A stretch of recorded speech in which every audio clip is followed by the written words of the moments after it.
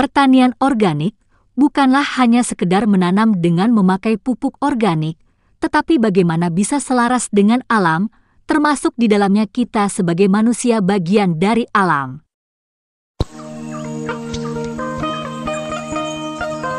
Sahabat tani dan pencinta tanaman, tentu tidak asing lagi di telinga kita dengan kata organik. Masyarakat menilai bahwa organik adalah proses pengolahan suatu barang dari zat yang aman dan berasal dari alam melalui proses organisme para makhluk hidup. Meski selama ini masyarakat lebih mengenal praktik organik dalam hal pertanian dan makanan, lantaran melihat label-label yang tercantum di sebuah produk, serta fokus penting pada harga yang berbeda dengan produk anorganik. Mengapa demikian? Tonton terus videonya sampai selesai. Di sini kita akan bersama-sama mengulas sampai tuntas masalah organik ini. Langsung saja kita bersama-sama ulas. Semoga kawan-kawan hari ini tetap selalu dalam keadaan sehat walafiat dan dilancarkan rizkinya. Amin. Kata organik kini sudah banyak digunakan di mana-mana, baik itu pada makanan, pakaian, produk kecantikan dan banyak lagi. Melansir dari Kamus Besar Bahasa Indonesia, pengertian organik adalah 1. Berkaitan dengan zat yang berasal dari makhluk hidup, seperti hewan atau tumbuhan, serta minyak bumi dan batu bara. 2. Secara proses kimia berhubungan dengan organisme hidup. Bahan pangan organik adalah bahan pangan yang diproduksi dengan menggunakan metode pertanian organik, yang membatasi input sintetik modern seperti pestisida sintetik dan pupuk kimia. Namun, penggunaan pestisida organik seperti toksin Bacillus thuringiensis masih digunakan di pertanian organik. Karena bebas dari bahan-bahan kimia, makanan organik memang memiliki sejumlah kelebihan dibandingkan dengan makanan yang tidak organik. Di pasaran, saat ini tersedia beberapa jenis-jenis makanan organik yang bisa kita beli untuk dikonsumsi. Di antaranya yaitu, buah dan sayur organik. Jenis yang satu ini adalah yang paling sering dan mudah ditemukan. Sayur dan buah organik ditanam tidak menggunakan pestisida dan pupuk kimia buatan, sehingga lebih aman bagi kita dan keluarga. Produk lainnya yaitu, ikan organik. Ikan organik biasanya dipelihara dan dibudidayakan di peternakan khusus dan hanya mengonsumsi makanan organik. Sebaliknya, ikan yang ditangkap di laut lepas tidak dapat diberi label organik. Ada juga produk daging organik. Untuk mendapatkan daging organik, hewan potong yang diambil dagingnya tersebut tidak boleh mendapat suntikan antibiotik ataupun hormon. Ditambah lagi, ada pula hewan potong yang hanya mengonsumsi rumput organik sebagai makanannya. Ada pula produk susu organik di pasaran.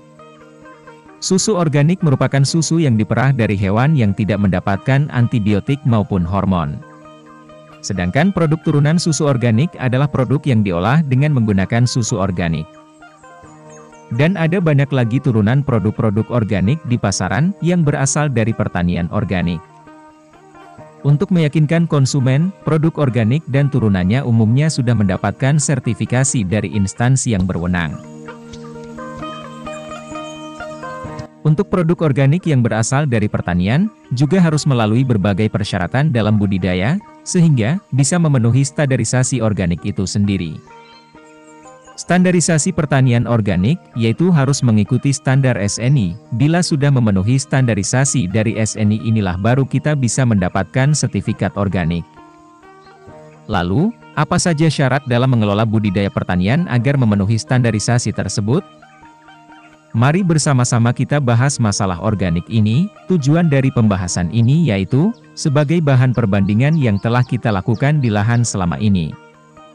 Supaya apa? Yaitu supaya kita bisa meningkatkan dan membenahi hal yang kurang, sehingga pertanian organik kita memenuhi standar. Walaupun mungkin kita belum melakukan produksi, minimal, makanan sehat ini untuk kita konsumsi bersama keluarga sehari-hari. Masa konversi lahan konvensional ke lahan pertanian organik menjadi perhatian penting dalam memenuhi persyaratan pertanian organik yang mengacu pada SNI. Syarat tersebut berlaku baik untuk tanaman semusim dan tanaman tahunan perlu melewati masa konversi lahan. SNI sudah menyesuaikan dengan kondisi lahan di Indonesia. Sudah banyak keringanan seperti pencegahan kontaminasi dalam rangka konversi. Persyaratan lain, Dalam sistem pertanian organik antara lain pengolahan lahan, kesuburan tanah dan air, pemilihan tanaman dan varietas serta pengelolaan organisme pengganggu tanaman, OPT, tanpa bahan kimia sintetis. Untuk cara membuat pengendali hama pengganggu, Pesnap sapu bersih, klik link di atas atau lihat link di deskripsi. Kendala terbesar dalam pertanian organik adalah penyediaan pupuk organik dalam jumlah besar yang masif. Sebab, kandungan hara dalam pupuk organik cenderung lebih sedikit sehingga masih perlu membutuhkan agen hayati. Salah satu contohnya seperti mikoriza untuk meningkatkan ketersediaan hara. Memanfaatkan mikoriza sebagai pupuk hayati dapat mengurangi pemakaian pupuk organik dalam jumlah besar. Mikoriza juga dapat meningkatkan ketersediaan fosfor dalam tanah. Kelebihan lainnya, mikoriza juga memiliki inang yang perantaranya masif seperti sorghum dan jagung. Tanaman tersebut mampu meningkatkan pertumbuhan mikoriza dan sekaligus membantu tanaman lainnya. Syarat lainnya untuk bertani organik standar SNI yaitu, penggunaan benih lokal atau benih hibrida yang telah beradaptasi dengan alam sekitar agar tahan dengan iklim lokal dan bukan benih dari hasil rekayasa genetika. Karena pertanian organik merupakan proses budidaya pertanian yang menyelaraskan pada keseimbangan ekologi, keanekaragaman varietas, serta keharmonian dengan iklim dan lingkungan sekitar. Pertanian organik berusaha meniru alam, maka pemakaian benih atau asupan yang mengandung bahan-bahan hasil rekayasa genetika juga harus dihindari. Agar pertanian organik berjalan lancar, diperlukan lahan yang terbebas dari obat-obatan kimia sintetis dan residu pupuk kimia. Proses pengalihan lahan konvensional menjadi lahan pertanian organik setidaknya membutuhkan waktu 1-3 tahun. Untuk mempercepat proses peralihan lahan ini, kita bisa memberikan lahan kita dengan kompos dan berbagai macam mikroorganisme. Dengan harapan residu saat masih bertani konvensional bisa cepat terurai. Syarat lainnya yaitu, pengairan harus steril dari pencemaran bahan kimia dan sintetik. Agar produk organik terhindar dari racun-racun kimia maka pilihlah lahan yang pengairannya bersumber langsung dari mata air terdekat. Saluran irigasi yang lebih besar biasanya memiliki kadar residu kimia yang rendah. Selain itu, hindari menggunakan air dari limpahan sawah atau kebun konvensional. Jika sulit, Anda bisa juga membuat sendiri unit pemurnian air. Air irigasi ditampung pada sebuah wadah besar yang direkayasa kemudian digunakan untuk mengairi lahan. Seringkali pertanian organik hanya dipahami secara teknis, bertani yang menolak asupan kimiawi atau sebagai budidaya pertanian yang anti-modernisasi atau disamakan dengan pertanian tradisional. Pemahaman ini sungguh kurang tepat. Bukan sekedar teknik atau metode bertani, melainkan juga cara pandang, sistem nilai, sikap dan keyakinan hidup, memandang alam secara menyeluruh, komponennya saling tergantung dan menghidupi, di mana manusia juga adalah bagian di dalamnya. Sistem nilai pertanian organik mendasarkan pada prinsip-prinsip hukum alam. Juga mengajak petani dan manusia umumnya untuk arif dan kreatif dalam mengelola alam yang tercermin dalam sikap dan keyakinannya. Pertanian organik juga tidak menolak penggunaan teknologi modern di dalam praktek budidayanya, sejauh teknologi modern tersebut selaras dengan prinsip pertanian organik, yaitu keberlanjutan, penghargaan pada alam, keseimbangan ekosistem, keanekaragaman varietas, kemandirian dan kekhasan lokal. Maka, baik kearifan tradisional dan teknologi modern yang tunduk pada prinsip alam, keduanya mendapat tempat dalam pertanian organik. Seperti penjelasan sebelumnya, untuk bibit dalam pertanian organik harus memenuhi standar SNI. Benih atau bibit yang digunakan harus sesuai dengan agroekosistem yang ada, tahan terhadap hama dan penyakit, dan berasal dari produk pertanian organik. Selanjutnya benih atau bibit yang digunakan untuk produksi pertanian organik tidak boleh berasal dari produk rekayasa genetika. Benih, bibit yang digunakan untuk produksi pertanian organik harus berasal dari produk pertanian organik juga. Lalu, bagaimana kalau bibit yang berasal dari galur organik tidak ada? Tentu masih ada jalan lain yang dapat ditempuh walau membutuhkan tambahan waktu.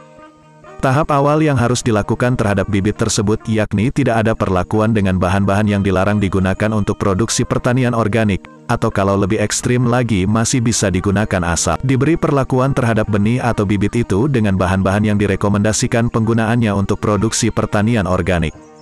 Apabila bibit atau benih telah sesuai dengan ketentuan organik, maka syarat selanjutnya yaitu penggunaan pupuk yang juga standar pertanian organik. Adapun ketentuan untuk pupuk itu adalah harus bebas dari unsur kimia. Jenis pupuk organik yang diperbolehkan adalah pupuk hijau, pupuk kandang, pupuk kompos, serta pupuk hayati. Untuk tutorial cara membuat pupuk kompos, POC, MOL, agen hayati, dan lainnya sudah ada videonya lengkap di channel ini, silahkan klik linknya di deskripsi. Syarat terpenting selanjutnya yaitu pengendalian hama pengganggu tanaman (OPT). Pengendalian hama ini adalah syarat terberat. Tidak sedikit dari pertanian organik gugur dari kriteria organik di bagian ini, karena tidak bisa memenuhi standar pengendalian hama secara organik. Sebenarnya, pestisida nabati relatif mudah untuk dibuat dengan kemampuan dan pengetahuan yang terbatas. Oleh karena terbuat dari bahan alami, maka jenis pestisida nabati ini bersifat mudah terurai di alam, sehingga tidak mencemari lingkungan, relatif aman bagi manusia dan hewan ternak serta residunya mudah hilang. Kami yakin kawan-kawan sudah bisa membuat pestisida nabati, di video sebelumnya juga sudah ada tutorial membuatnya. Pestisida nabati, PESNAP ini sangat aman, karena cara kerjanya setelah menyerang hama pengganggu, residunya pun cepat terurai dan hilang. Cara kerjanya pun berbeda dengan pestisida kimia. Umumnya, PESNAP ini efeknya menyakiti hama, menghilangkan nafsu makan dan kematian. Jadi, jangan terburu-buru menilai PESNAP kita tidak ampuh. Lakukan pengamatan serangan hamanya, kemudian lakukan pencegahan sedini mungkin. Pencegahan hama juga bisa dilakukan dengan pengasapan menggunakan tembakau atau belerang.